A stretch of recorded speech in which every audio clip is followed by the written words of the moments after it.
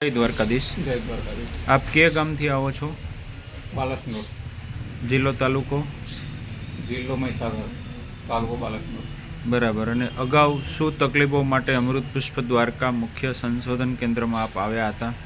અગાઉ મારા પપ્પાના ગળામાં ગાંઠ હતી, તે શ્વાસ નહોતો લેવાતો અને અવાજ નહોતો આવતો। દવા લીધે પછી થોડો ફરક પડી ગયો, શ્વાસ એ લેવાય છે, અવાજ પણ આવે છે અત્યારે। અને દર્દીની ઉંમર કેટલી છે? ઉંમર 65 વર્ષ। બરાબર। ખોરાકની શું સ્થિતિ છે અત્યારે પહેલાં કરતાં? ખોરાક ખવાય છે વ્યવસ્થિત। સરસ। દર્દીનું આખું નામ જણાવો। જસવંતભાઈ કાનાભાઈ ચૌહાણ। અને તમારો મોબાઈલ નંબર જણાવો। 96 38 39 60 94।